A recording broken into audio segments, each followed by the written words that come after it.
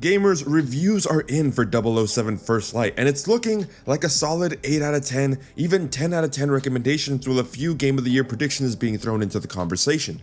But I want to talk about the game in ways that I'm not seeing talked about too much. I'm seeing a lot of technical breakdowns, feature breakdowns, but I'm more curious about what exactly is 007 First Light, and is this game really as good as everyone's making it out to be, and more importantly, can you truly enjoy 007 First Light if you're not the biggest James Bond fan?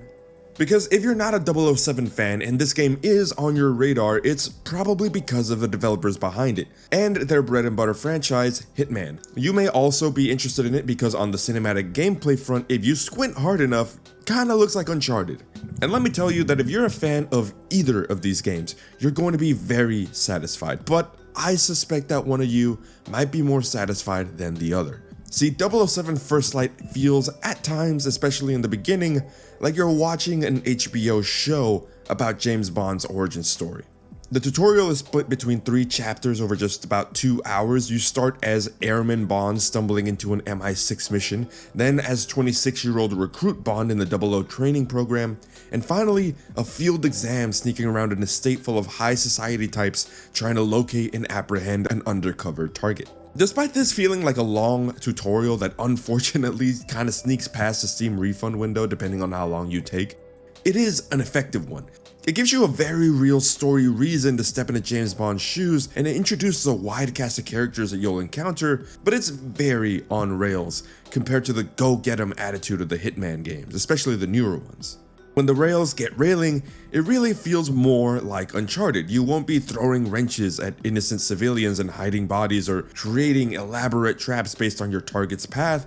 Instead, you're figuring out how to get from point A to point B until you reach an objective. This may sound like a bad thing, but I actually quite enjoy this change, because when the gameplay opens up and allows you to make mistakes and stumble your way through your own path to complete a mission, it all kind of comes together to create tension in scenarios that feel more warranted than if you were to just be dropped into the middle of the story. You really feel how Bond wants to prove himself and how the circumstances of the mission build obstacles or opportunities to do so. With all of this in mind, I seriously can't put into just a few words how the first real mission of First Light felt like a roller coaster of all things 007. You go through a wild goose chase through a whole estate chasing a mysterious blonde man who keeps changing disguises, all the while you're gaining access to these restricted areas and sneaking past staff, using everything that you've learned in training to try to sneak or punch your way through a cellar full of guards. Then, finding out that the blonde man planted a bomb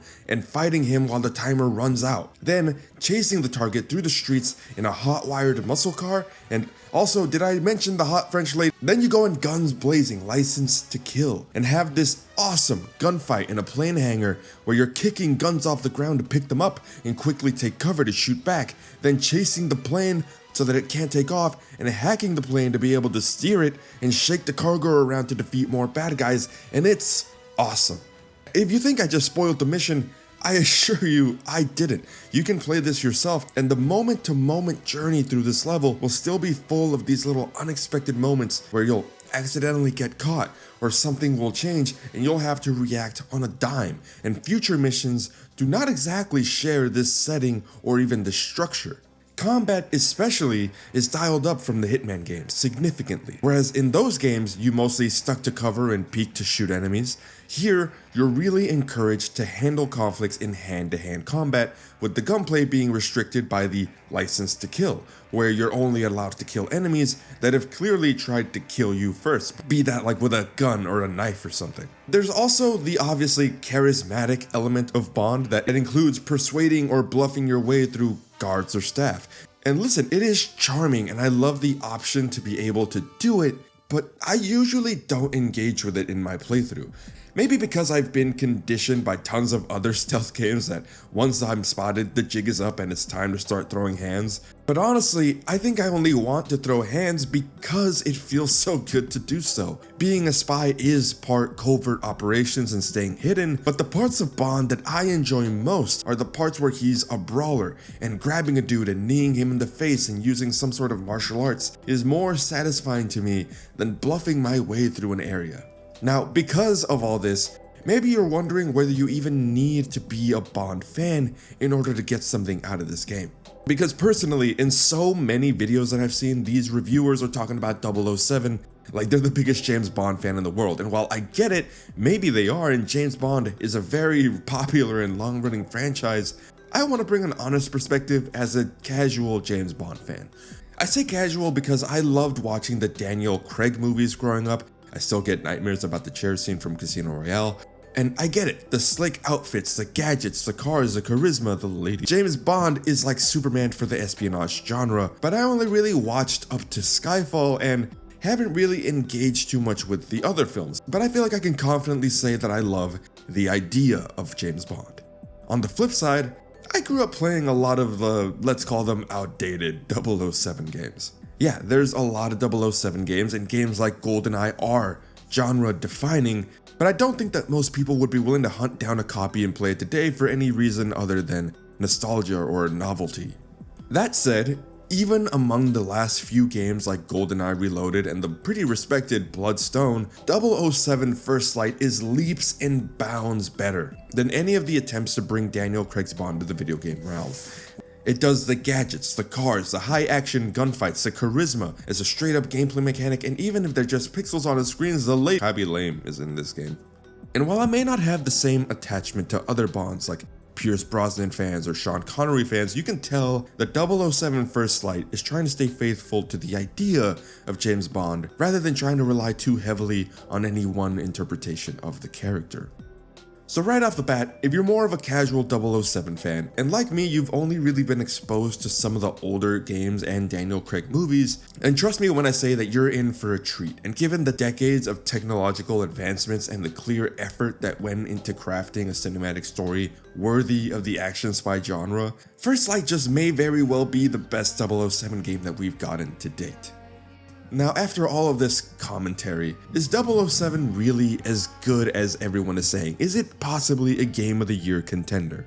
And look, and while I'm not one to give games numbered ratings, 007 really does feel to me like it is somewhere in that 8 out of 10 ballpark, sometimes maybe inching over closer to the 9, maybe in the 8.5 range. Over the 20 hours or so of the campaign that's here, First Light proves that it is a fantastic 007 game and a great video game regardless. And yet, there's still stuff that I would say needs a bit of improvement.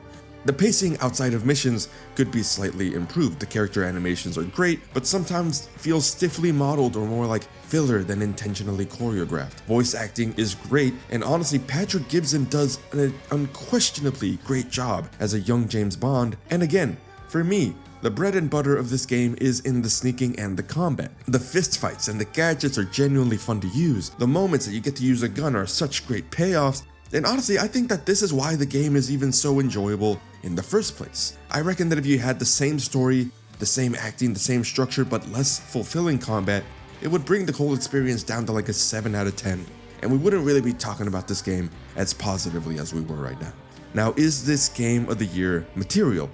I think that a lot of my critiques of 007 First Light are pretty similar to what I would say about something like Resident Evil Requiem, which to me is a Game of the Year contender. I'm a fan of that series, but I'm not a super fan blinded by nostalgia. RE9 had a great story, great acting, and fantastic gameplay, albeit in a different format and genre, but I'm struggling to think about whether 007 is less exciting because RE9 already popped those bubbles in the bubble wrap that is my brain. If anything, maybe RE9's pacing is just a bit better, which helps it to solidly more cling to a 9 out of 10 rating in my book. But with so few slots in the Game of the Year conversation and many other big releases this year, I think that 007 may secure some nominations, even a few choice category wins, but it's kind of still far from winning the big game award. Maybe that's a hot take, and honestly, this is a strange way to put it, but the point is 007 is definitely a great game and the best Bond game to date, and yes, possibly, maybe, a Game of the Year nominee or Game Awards nominee.